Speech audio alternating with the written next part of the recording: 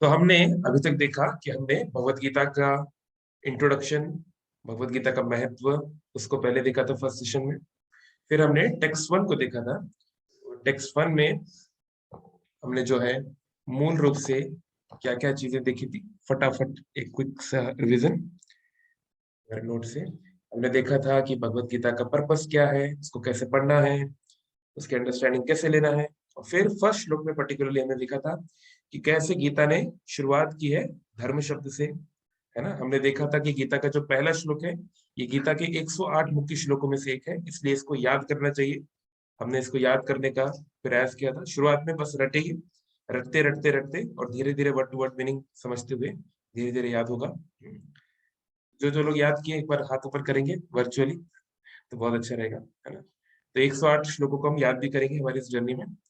और हमने देखा कि कुरुक्षेत्र क्यों कहा गया है ना, क्या समस्या है, आ, हमारे धृतराष्ट्र के मन में क्या चल रहा है, थिंग्स लाइक दैट। वो चलिए अब हम बिना डिले किए सेकंड वर्स पे चलते हैं। तो सेकंड वर्स, संजय उवाच दृष्ट्वा तु पांडवानीकं व्यूधं दुर्योधनस्तदा आचार्यम् उपसंगम्य राजवचनम् अब्रवीत्। संजय ने कहा, दृष्टवा आफ्टर सीइंग, देखने के बाद, तू लेकिन, पांडवा अनेकम, पांडवों के अनेक साथियों को, यानी कि उनके सेनानियों को, उनके सैनिकों को, व्यूधम, जो कि आप जानते होंगे चक्रव्यूह, आपने बहुत नाम सुना होगा, फेमस है ना, आगे चल के जहाँ अर्जुन के पुत्र अभिमन्यु की जो मृत्यु हुई थी। तो ये व्यू एक फॉर्मेशन को बोलते हैं, मिलिट्री फॉर्मेशन को बोलते हैं व्यू। तो बहुत सारी व्यू महाभारत में दी हुई है। चक्रव्यूह फेमस है ऑफ कोर्स, लेकिन और भी हैं, जैसे गरुड़ व्यू है, और भी कुछ कुछ नाम है अलग अलग, कुछ मिल के। तो काफी सारा डिस्क्रिप्शन श्रील वेद व्यास जी द्वारा किया गया। तो एक पर्टिकुलर व्यू में, एक पर्टिकुलर फॉर्मेशन में वो अरेंज थे। दुर्योधना, है ना, किंग या राजकुमार दुर्योधन, तदा, उस समय, आचार्यम, है ना। अच्छा, कौन जानता है आचार्य शब्द का अर्थ? जो जानते हैं चैट बॉक्स में उसको प्लीज बताइए, what do you mean by acharya. तो यहाँ पे लिखा हुआ है teacher, but their specific meaning also by of Acharya.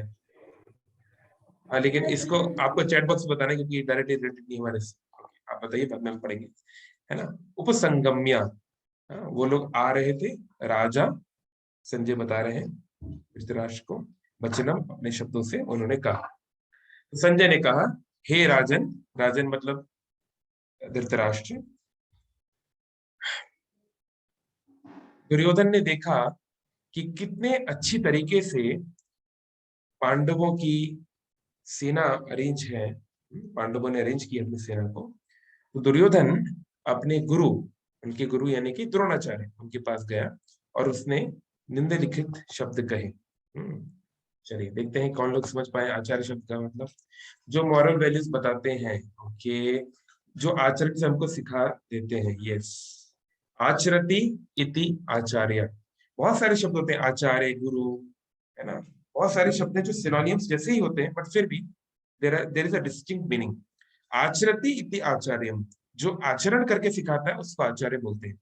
One who teaches by example, ठीक है, अंग्रेजी में। तो इसको आप ध्यान रखें, आचार्य शब्द का अर्थ क्या होता है, ठीक है। तो आचार्य यहाँ पर अर्थ है दुर्योधन के लिए जो आचार्य हैं, जिन्होंने उनको सिखाया है खुद से, यानी कि हमारे द्रोणाचार्य। तो तो शिल प्रभुपाद बता रहे हैं, धृतराष्ट्र की स्थिति को बता रहे हैं। उनमें से कुछ चीजें हमने ऑलरेडी लास्ट टाइम चेक भी किया था। तो संजय बोल रहे हैं कि दुर्योधन ने सबसे पहले अपने शत्रु को देखा।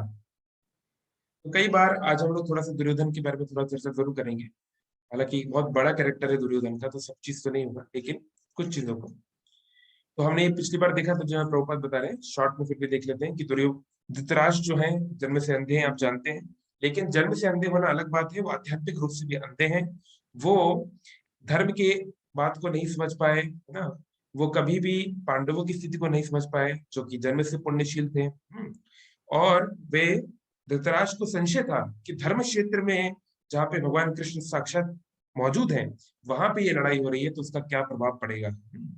क्योंकि स्थान का प्रभाव बहुत ज्यादा होता है ना। देखिए वही पूजा पाठ हम लोग घर पे भी करते हैं, वही पूजा पाठ हम लोग मंदिर में भी करते हैं, पर अंतर पड़ता है ना? वही एक्सरसाइज आप घर में भी करते हो, लेकिन वही एक्सरसाइज आप जिम में करते हो, है ना? वही पढ़ाई आप अपने घर पे भी कर सकते हो और वो किसी प्रेस्टिजियस इंस्टीट्यूट में भी कर सकते हो।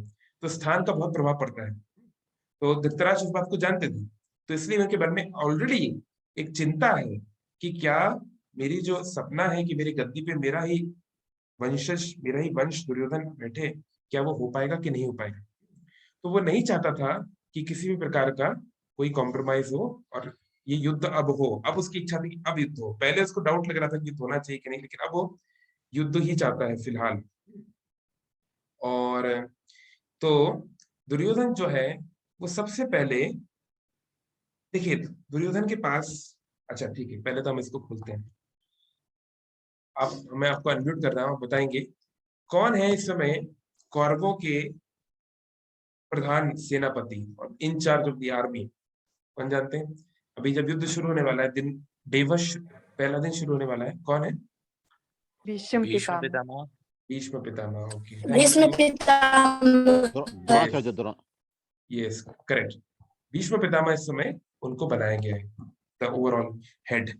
लेकिन दुर्योधन ने जब देखा कि सामने वाली टीम की क्या स्ट्रेंथ है ना, जैसे अगर आप एक क्रिकेट मैच खेलने जा रहे हैं और सडनली आप ये एक आप एक दूसरे प्लेयर को देखते हो प्लेइंग 11 में जो आप एक्सपेक्ट नहीं कर रहे थे, समथिंग लाइक दैट, तो नेचुरली कि आप अपने कोच के पास जाओगे और उसके साथ डिस्कशन करोगे, नहीं? तो दुर्योधन को जाना चाहिए था भीष्म पिता के पास और उसको जाके बोलना चाहिए था कि अब हमें क्या करना है। लेकिन हुआ क्या है कि दुर्योधन पहले अपने गुरु के पास जा रहे थे, द्रोणाचार्य के पास जा रहे हैं। बड़ी अजीब बात है, डजंट लुक नेचुरल, क्योंकि द्रोणाचार्य जो है सबसे सीनियर भी नहीं है, ऑफिशियली वो लीडर भी नहीं है आर्मी के, तो वो उनके पास क्यों जा रहा है? तो देखिए कई बातें हैं, क्योंकि पहली बात तो दुर्योधन पहले उस फॉर्मेशन को देख के उसको हल्का सा झटका लगा है, क्योंकि दुर्योधन ये एक्सपेक्ट नहीं किया था कि पांडव लोग इतनी बड़ी सेना जमा कर पाएंगे। इसका कारण यह था कि पांडवों को 13 साल वो लोग वन में रहे हैं और दुर्योधन ने बहुत सारे अलायंसेस कर करके बहुत सारे राजाओं को अपने साथ बुलाया है।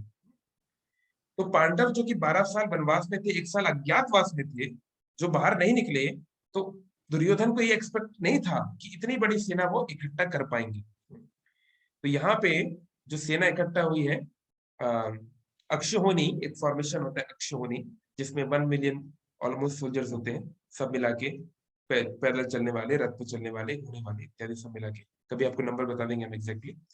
तो यहाँ इनके पास कितनी है? 11 अक्षौहिणी सेना है कौरवों के पास, और पांडवों के पास 7, if I am not wrong, है ना? तो ये कंफर्म कर सकता है जस्ट इन केस। तो काफी बड़ा नंबर है, 11 और 7 में अभी भी काफी अंतर है, बट फिर भी दुर्योधन भी एक्सपेक्ट नहीं था कि इतनी बड़ी वो आर्मी अरेंज कर पाई, क्योंकि वो लोग तो जंगल में रह रहे थे ना, तो कहाँ से उनके इतना ज्यादा उतना सारे रिसोर्सेस कैसे हुए। तो ये उसको पहले से चिंता हुआ, तो लेकिन उसने चिंता को दर्शाया नहीं, because Duryodhan was a very good diplomat. एक डिप्लोमेट का मतलब होता है हिंदी में कूटनीतिक। कूटनीतिक मतलब जो शब्दों के द्वारा, अपने व्यवहार के द्वारा अपना काम सामने वाले से निकलवा ले without getting into direct fight, इसको कूटनीति बोलते हैं, है ना? तो ये एक बहुत सटल चीज है। तो हम दुर्योधन जैसे लोग कई बार हमारे जीवन में कूटनीति करते रहते हैं, चाहे एक बड़े ऑर्गेनाइजेशन की बात हो, आपकी वर्क प्लेस की बात हो, कई बार परिवार में ही आजकल तो बहुत ज्यादा कूटनीति होती है। तो कैसे हम दुर्योधन जैसे लोगों की कूटनीति से हमको सावधान रहना चाहिए, आगे वाले कुछ वर्सेस में आएगा। अच्छा, इस श्लोक की कमेंट्री में विश्वनाथ चक्रवर्ती ठाकुर एक शब्द को पॉइंट आउट किए हैं अपनी कमेंट्री में, बोल रहे हैं कि राज वचनम अब्रवीत, द किंग स्पोक वर्ड्स, यानी कि अब्रवीत, है ना? जैसे बोलने के लिए बहुत सारे शब्द हैं संस्कृत में। देखिए संस्कृत की महानता क्या है कि एक ही फिनोमेना के लिए there can be so many words, है ना? लाइक फॉर एग्जांपल लव, तो लव जो शब्द है इसके एटलीस्ट 11 प्राइमरी वर्ड्स संस्कृत में अवेलेबल है ना? आसक्ति, भाव, प्रेम, देन प्रेम में भी 8 कैटेगरीज, है ना? तो यहाँ पे बोलने के लिए अब्रवीत शब्द बोला गया है।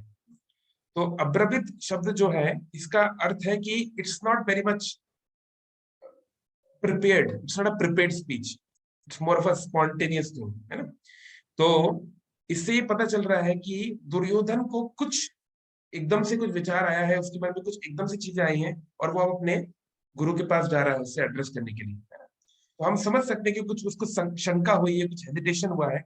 तो इस चीज को विश्वनाथ चक्रवर्ती ठाकुर अपने कमेंट्री में इसको सामने ला रहे हैं। देखिए, this is the importance of reading the words of the acharyas, because ये हम लोग शायद नोटिस भी नहीं करते और हम आगे निकल जाते हैं। और ठीक है, बाकी हम लोग आगे आगे देखेंगे कि दुर्योधन के शब्दों का क्या, थोड़ा और रिसर्च करेंगे लास्ट में। चलिए नेक्स्ट श्लोक देखते हैं। तो सारे श्लोक उतने इंपॉर्टेंट नहीं है जितना पहला श्लोक था, तो जो मुख्य श्लोक हैं उन पर हम उसको याद भी करेंगे और गहराई पे तो हम सबके जाने का प्रयास कर रहे हैं। पश्यताम पांडुपुत्राणम आचार्य महतिम चामुम व्यूधाम द्रुपद पुत्रेण तब शिष्येन धीमता। देखिए, अब शुरू हुई सटल डिप्लोमेसी। बोल रहे हैं, पश्य देखिए, एतम इन पांडुपुत्राणाम, पांडुपुत्रों को देखिए, आचार्य, हे आचार्य, हे गुरुदेव, हे टीचर, महतीम बहुत महान, चामुम मिलिट्री फोर्स, आर्मी, व्यूधाम जैसे हमने कहा, व्यूधाम मतलब एक अरेंजमेंट, द्रुपद पुत्रेण by the son of Drupad, तब आपके शिष्येन, शिष्य, धीमता बहुत बुद्धिशील, हे मेरे गुरुदेव, ध्यान से देखिए, बिहोल्ड मतलब होता है ध्यान पूर्वक देखना, इस महान सेना को, पांडवों की सेना को, पांडुपुत्र की सेना को, जिसको बड़े ही कुशलता के साथ आपके बुद्धिमान शिष्य द्रौपद पुत्र ने व्यवस्थित किया है, उसको अरेंज किया है। देखिए, अब बड़ी बहुत सारी बातें इस श्लोक में हैं दुर्योधन की। अच्छा, कौन है हमारे पांडवों की तरफ से इंचार्ज, कौन है आर्मी के इंचार्ज, कमांडर इन चीफ, सेनापति, जो आप कहना चाहें, है ना। सब लोग अनम्यूट है ना, ओके अनम्यूट कर दिया।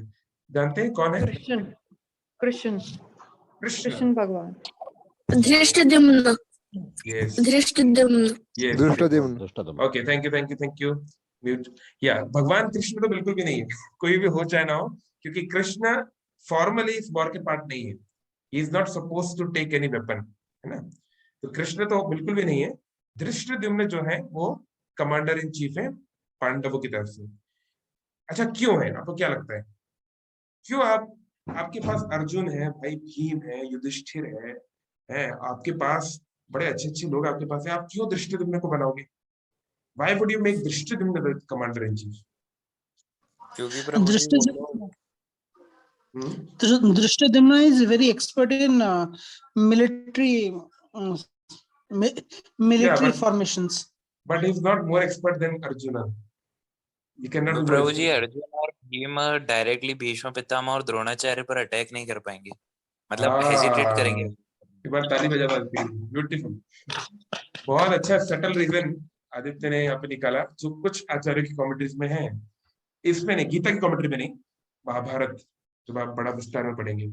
देखिए, धृष्टद्युम्न जो है उसका जन्म ही हुआ है, मतलब लिटरली उसके लाइफ का मिशन, जैसे बोलते हैं मेरे लाइफ का पर्पस क्या है, वो हम बोलते हैं इन अ पोएटिक वे, उसका जन्म लिटरली उसके पिता ने इसलिए करवाया है ताकि वो अपने भूतपूर्व दोस्त और इस समय के दुश्मन द्रोणाचार्य से बदला ले सके, है ना। वो एक स्टोरी है, कभी हम लोग आपको बाद में देख सकते हैं, कुछ कुछ घटनाएं हुई दोनों के बीच में, और द्रोणाचार्य ने बहुत एम्ब्रेस कर दिया द्रुपद को, द्रुपद एक बड़े राजा है, उनको एम्ब्रेस किया गया।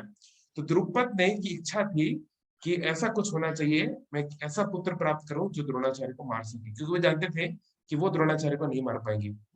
तो धृष्टद्युम्न का जन्म ही हुआ है from Yagyashala to kill Dronacharya, तो उसके अंदर वो पर्पस है। और बल्कि पांडवों को, जैसे आदित्य ने बहुत अच्छी बात बोली, पांडवों का तो उल्टा है, वो तो ऐसा है कि उनका इतना प्रेम है द्रोणाचार्य के प्रति, भीष्म के प्रति, कि भैया वो तो वैसे भी मारने का मौका मिलेगा तो भी नहीं मारेंगे, ऐसा कई बार होगा आगे चल के, है ना। और दूसरा ये है कि ये जो आर्मी है, जो 7 अक्षोणी सेना जो इनके पास है, उसमें सबसे बड़ा जो वॉल्यूम वाइज जो कंट्रीब्यूशन है वो द्रुपद की सेना का ही है ना। तो द्रुपद और विराट की सेना, ये दो बड़े हिस्से थे।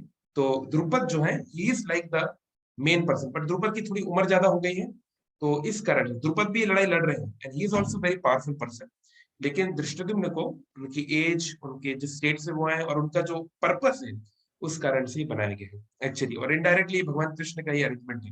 वैसे तो हर चीज भगवान का अरेंजमेंट है, बट लीला तत्व से अगर हम देखें तो इट्स इंटरेस्टिंग। लेकिन देखिए दुर्योधन जो है यहाँ धृष्टद्युम्न का नाम नहीं ले रहा है, उसको द्रुपद पुत्र बोल रहा है, और तब तब शिष्य ने कहा, क्या बोला, तब शिष्य ने बोल रहा है, आपका शिष्य। ऐसा क्यों बोल रहा है भाई वो, है ना? और ऐसा नहीं कि दुर्योधन जैसे बाय चांस कुछ भी बोल देता है, इज वेरी सिलेक्टिव पर्सन, हर चीज को सोच समझ के बोलता है। क्या लगता है आपको? अनम्यूट कर दिया मैंने आपको, बताइए ये दो शब्दों की उनको चॉइसेस क्यों है? उनको जी, पुराना गुस्सा याद दिलाने के लिए। ओके, ठीक है। सुब्रत जी ने बोला पूरा है, ओके। और कोई कुछ आपके मन में कोई बात आ रही है? प्रभु प्रभु क्योंकि द्रोणाचार्य जब पिछले मैंने पुराना करता टाइम पे गलती कर दिए थे, क्योंकि दुष्टद्युम्न को शिक्षा दी थी, क्योंकि तो जानते थे कि यस यस, ठीक है ठीक दुष्टद्युम्न का पैदा हुआ था। यस यस, प्रत्युष को पता है रीजन, ठीक है ओके। कोई और जिसने नहीं, कोई जो पहली बार सुन रहा हो और गेस करना चाहता हो like why he would do something like this, ठीक है। यस, हाँ, तो प्रत्युष ने जो बताया बात सही है। तो देखो दुर्योधन जो है वो जानता है कि मुझे कभी कभी स्ट्रिक्ट होना पड़ेगा, कि जो बुढ़ऊ लोग हैं उसकी लैंग्वेज में उसने कई जगहों पर भीष्म को और द्रोणाचार्य को बूढ़ा बूढ़ा बोला है कई बार, तो मैं उसी के शब्दों का प्रयोग कर रहा हूँ। तो ये जो बुढ़ऊ लोग हैं इनका सॉफ्ट कॉर्नर है पांडवों के प्रति, है ना? तो उनके सामने तो वो ये नहीं बोल सकता डायरेक्टली, क्योंकि like he knows the etiquettes and things like that, कि लोग गुस्सा हो गए तो कुछ भी हो सकता है। तो वो इनडायरेक्टली बोल रहा है कि देखो, हाँ, तुम्हारा शिष्य कितना बुद्धिमान है। क्यों? क्योंकि वो, ये तो वही होगी कि आ बैल मुझे मार, जैसे एक कहावत है हिंदी में, आ बैल मुझे मार, मतलब बैल को बुलावा देना कि भैया आके मुझे मार दो। ऐसे आप इतने महान हैं गुरुदेव कि आपने खुद ही अपने बैल को अपने पास बुला लिया मारने के लिए। क्यों? क्योंकि एक तो धृष्टद्युम्न द्रुपद का पुत्र है, द्रुपद जो कि आपका दुश्मन है, जो आपको मारना चाहता है। चलो वो तो है, उसके बाद आपने ही धृष्टद्युम्न को सिखाया है। मतलब आपसे बड़ा हीरो कौन होगा संसार में? इनडायरेक्टली वो ये बोल रहा है कि आपसे कम बुद्धि, आपसे ज्यादा बेवकूफ व्यक्ति कोई नहीं हो सकता, है ना? इनडायरेक्टली वो ये बोल रहा है, क्योंकि कोई अपने ही मौत को क्यों सिखाएगा? लाइक फॉर एग्जाम्पल, आप भारतीय आर्मी में, मतलब आप एक ट्रेनिंग ऑफिसर हो और एक पाकिस्तानी लड़का आपके पास होता है और बोलता है मुझे ट्रेनिंग करिए, मुझे सिखाइए न्यूक्लियर वेपन्स कैसे बनाते चलाते हैं, थिंग्स लाइक दैट। तो आप कभी सिखाओगे क्या? आप कभी नहीं करोगे। लेकिन क्यों किया ऐसे द्रोणाचार्य ने? क्यों? जानते हुए कि जब धृष्टद्युम्न उनके पास आया था शिक्षा ग्रहण करने के लिए, वो जानते थे कि मेरी मृत्यु है, फिर भी उसको उसने सिखा दिया। क्यों? ये आप लोग के लिए होमवर्क है, इसका आप लोग पता करेंगे। और मैंने एक और होमवर्क दिया था वैसे, कुरुक्षेत्र की इंपॉर्टेंस क्या है वो मैं पूछ नहीं पाया, ठीक है, हम उसको नेक्स्ट टाइम देखेंगे, हमारे पास समय कम है। तो हाँ, तो इसलिए वो उनको टॉन्ट कर रहा है कि लाइक आप क्या कर रहे हो, आपके कारण ये हुआ है, आपके कारण आज हमारी ऐसी सिचुएशन हो गई है कि इतनी महान सेना हमारे सामने खड़ी है हमको मारने के लिए, क्योंकि आप जो है आपने अपनी बुद्धि का सदुपयोग नहीं किया। तो उसने बिना डायरेक्टली डांटे पीटे कुछ भी किए बहुत स्ट्रॉन्ग मैसेज द्रोणाचार्य को दे दिया, है ना? यहाँ प्रभुपाद जी बता भी रहे हैं परपट में कैसे द्रुपद के साथ उनकी लड़ाई हुई थी, है ना? तो द्रोणाचार्य का, आप लोग थोड़ा द्रोणाचार्य का स्टोरी जरूर देखें, द्रुपद सिंह की क्या लड़ाई हुई ये भी आपको जानना है।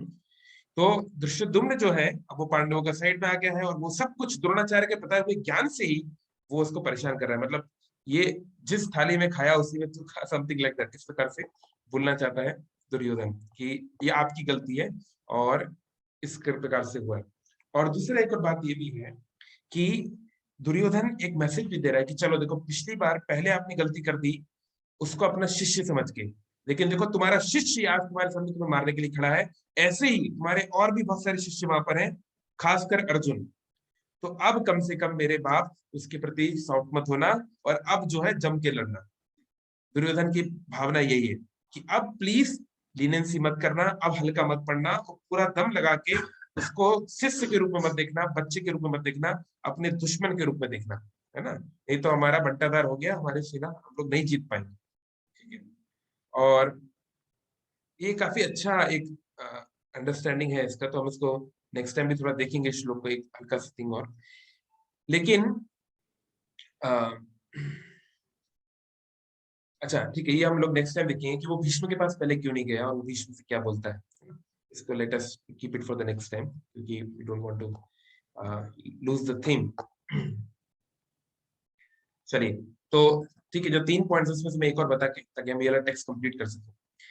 तो कुरुक्षेत्र को कुरुक्षेत्र क्यों कहते हैं, ये हमने होमवर्क का लास्ट टाइम दिया था, like what is the importance of Kurukshetra. देखते हैं, मैंने आपको अनम्यूट किया हुआ है, जो बताना चाहें, जिन्होंने सच में पढ़ के आए हैं कि why Kurukshetra is such a important place. Ji Krishnadasi Mata ji, आपने हाथ ऊपर किया हुआ है, आप बताना चाहते हैं?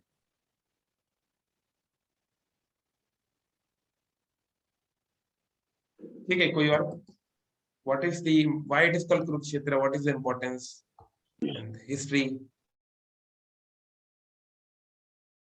कोई नहीं, चलो कोई बात नहीं, हरे हम कृष्ण बता। प्रभु। हाँ हरे कृष्ण, बोलिए प्रभु प्रभु। क्योंकि देवता लोग वहां पे जाके यज्ञ करते। दूसरा रीजन है वही कि भगवान कृष्ण ने वो जगह चुने, इसीलिए भी धर्म क्षेत्र बोलते हैं। नहीं नहीं, मेरा क्वेश्चन नहीं है कि उसे धर्म क्षेत्र क्यों बोलते हैं, ये क्वेश्चन नहीं, वो तो ऑलरेडी सॉल्व हमने कर लिया लास्ट टाइम। मेरा क्वेश्चन है कुरुक्षेत्र का महत्व क्या है। ओके ठीक है, चलो ठीक है, तो मैं आपको बता देता हूँ। हरे कृष्ण, जी हरे कृष्ण प्रभु जी। हरे कृष्ण प्रभु जी। हरे हरे कृष्ण, बोलिए प्रभु समीर। जी, जी प्रभु जी। प्रभु जी, इधर एक गुरु एक के राजा थे हम्म जो बहुत तपस्या करके तो खेत करके वो हाल चलाया था हम्म और स्वर्ग भगवान को प्राप्ति करने के लिए। हम्म, तो इसलिए वो राजा का नाम के हिसाब से कुरुक्षेत्र हुआ है। ओके ओके ठीक है, सही बता रहे हैं। चलिए मैं इसको पूरा कंप्लीट कर देता हूँ, वैलिड पॉइंट बताया। तो देखिए, कुरुक्षेत्र जो है राजा कुरु के नाम पे है, जिसके नाम पे ये कौरव है। कौरव मतलब कुरु के वंशज। तो पांडव भी कौरव है, ऐसा नहीं कि पांडव कौरव नहीं है, पांडव भी कौरव है, कौरव भी कौरव है, क्योंकि ये सब लोग कुरु ही वंश के हैं, तो ये लोग कौरव है technically. But for the sake of nomenclature उनको पांडव बोल दिया जाता है। खासकर धृतराष्ट्र ही चाहता था कि उनको एक नाम, अलग ही नाम दिया जाए, इसलिए माम का पांडवश्चैव, पहले श्लोक में हमने देखा उसने क्या नोमेनक्लेचर यूज किया। तो महाराज कुरु जो है, जिनकी बहुत ख्याति है, जो चंद्रवंश की इंपॉर्टेंट राजा है, उन्होंने की इच्छा थी कि मैं ऐसा कुछ काम करके जाऊं, ऐसी कुछ फैसिलिटी क्रिएट करके जाऊं कि मेरे राज्य के लोग या सामान्य जनमानस को भी बहुत लाभ हो। तो वो इस कुरुक्षेत्र में वो तपस्या किए थे और इंद्रदेव को प्रसन्न किए। तो इंद्रदेव को, यानी कि जैसे वो बता रहे हैं कि वो फार्म, उसको सोने के उससे फार्म को बनाए थे, थिंग्स लाइक, मतलब कुल मिला के उन्होंने कई प्रैक्टिसेस की and he wanted to please Indra. तो इंद्र को उन्होंने प्लीज किया और उन्होंने बोला कि मेरे राज्य में किसी भी व्यक्ति की मृत्यु हो तो कम से कम उसको स्वर्ग लोग मिलना चाहिए एटलीस्ट, भले उसने कैसा भी काम किया हो। तो स्वर्ग जो होता है, हेवन, हेवन और गॉड्स किंगडम, वैकुंठ में अंतर होता है, दोनों एक चीज बात नहीं है। स्वर्ग जो है वो टेम्पररी है, it's a long life but still not temporary life. तो पर एटलीस्ट कम से कम उनको स्वर्ग मिलना चाहिए। तो इंद्रदेव ने मना कर दिया कि ऐसा नहीं हो सकता है ना, कोई भी व्यक्ति कोई भी कर्म करे वो स्वर्ग पहुंच जाए, ऐसा नहीं हो सकता। तो पर इंद्र ने कहा ठीक है, आपने इतना तपस्या किया, प्रयास किया है, तो मैं आपको ये वरदान देता हूँ कि इस कुरुक्षेत्र में कोई भी व्यक्ति किसी प्रकार का यज्ञ करेगा ब्राह्मणों के सानिध्य में, तो ही विल डेफिनेटली गेट स्वर्ग। और बल्कि कोई क्षत्रिय, कोई भी वॉरियर यहाँ पर लड़ते हुए मारा जाता है तो उसको भी स्वर्ग की प्राप्ति होगी, चाहे वो कैसा भी क्यों ना रहा हो। तो कहने का तात्पर्य है कि इसलिए भी महाभारत के युद्ध में जिन लोगों की भी मृत्यु हुई उनको वीर गति की प्राप्ति हुई, उनको स्वर्ग लोक की प्राप्ति हुई, ऑल्दो वो उसके लिए क्वालिफाइड नहीं भी हो सकते, है ना। तो ये एक उसका महत्व है। और दूसरा कि कुरुक्षेत्र वो स्थान है जहाँ पे एक पर्टिकुलर समय पे वो सभी ऋषियों, मुनियों, धर्म देवताओं सबके लिए सेंटर बन जाता है। जैसे अलग अलग काल के लिए अलग अलग तीर्थों का महत्व होता है। तो कुरुक्षेत्र जो है उसका एक सोलर एक्लिप्स पड़ती है उस समय पे, वहां पर जो कुंड है वहां पर स्नान करने का महत्व है। साक्षात भगवान कृष्ण भी वहां पर आए थे। तो जो सोलर इक्लिप्स या जो भी इक्लिप्स वाला समय होता है उस समय it is the go place, like you have to ideally be there, and that's the best. जैसे अगर आपको किसी का अगर आपको परिवार में किसी का श्राद्ध करना है ना, तो आप जाते गया जाते हैं, because it is the main centre of this things like that. तो कुरुक्षेत्र जो है इट इज जो उस सोलार एक्लिप्स के प्रभाव से अपने आप को प्रोटेक्ट करने के लिए, अपने आप को स्पिरिचुअल एडवांस करने के लिए it is considered the best place. तो हाँ, इन कारणों से कुरुक्षेत्र को एक हिस्ट्री पहले से रही है, और फिर भगवान कृष्ण वहां पर है, इस कारण से कुरुक्षेत्र है भी, है ना। वो हमने चर्चा किया था लास्ट टाइम इन सब रीजंस को, ठीक है। और अभी दो चीजें हैं जो आपको देखनी है आज का होमवर्क, कि आप जो है थोड़ा सा इन पर्पस को पढ़ते जाइए, प्रभुपाद जी की commentary Bhagavad Gita as it is online भी अवेलेबल है, और इसको आप पढ़िए पर्पस को। और अभी आप ये जानने का प्रयास कीजिए कि क्यों आप, हाँ, कि भीष्म, द्रोणाचार्य और द्रुपद के बीच में क्या हुआ, इसको आप जानने का प्रयास कीजिए। और दूसरा आप ये जानने का प्रयास कीजिए कि क्या कारण से भीष्म देव जो है उनको वो इंचार्ज बनाए, लेकिन पहले वो उनके पास नहीं गए, है ना। ये आप थोड़ा सोचने का विचार कीजिए, ठीक है। अभी तो हमारा समय हो गया है, तो हम लोग यहीं पे रुकते हैं। किसी का कोई कमेंट में कोई क्वेश्चन तो बोल सकते हैं, ये few minutes। अच्छा, कल हमारा 26 जनवरी है, सभी को भारत के गणतंत्र दिवस की शुभकामनाएं। तो कल हमारा सेशन नहीं होगा शाम को, कुछ प्रोग्राम्स हैं, तो हम लोग परसों मिलेंगे। जी, कुछ कुछ बोलना चाहते हैं, कुछ क्वेश्चन, कोई कमेंट? हरे कृष्ण। यस प्रभु जी, मेरा एक क्वेश्चन है। बोलिए बोलिए बोलिए बोलिए। महासती कुंती को वरदान दिया था कि उन्होंने जो भी देवताओं को बुलाएंगे वो उनको संतान देंगे। महाराज पांडु के औरत से कोई भी संतान उनको प्राप्त नहीं हुआ था, क्योंकि जो महारानी माद्री है। ठीक है, मैं आपको बता देता हूँ। तो अभी जाना चाह रहे पांचों पांडवों का जन्म उनके कैसे कारण हुआ? उनको शाप मिला था कि अगर कोई नारी, ठीक है, आपकी आवाज बीच में कट रही है, बट ओके, मैं समझ गया आपका question. Let me answer it. 3 minute में मीटिंग बंद हो जाएगी। तो देखिए, किसी कारण से गलती से पांडु ने हिरण समझ के एक ऋषि की हत्या कर दी, जिस समय वो हिरण और हिरणी, मतलब ऋषि और उसकी पत्नी यूनियन कर रहे थे, दे वर डूइंग सेक्सुअल यूनियन। इस कारण से पांडु को श्राप मिला कि अगर तुमने किसी भी स्त्री के साथ अगर यूनियन किया तो उस समय तुम्हारी मृत्यु हो जाएगी। तो इस कारण से पांडु जो है वो ना ही कुंती ना ही माद्री के साथ यूनियन कर सकते थे, पर उनके बच्चे अब कैसे होंगे? तो तब कुंती महारानी ने उनको याद आया कि उनको इस प्रकार की शक्ति मिली थी, है ना, बचपन में। तो इस कारण से उन्होंने क्या किया, फिर उसका पांडु ने उनको प्रोत्साहित किया कि आप उसका प्रयोग कीजिए, उस मंत्र का प्रयोग कीजिए। तो उससे जो है युधिष्ठिर, भीम और अर्जुन का जन्म हुआ।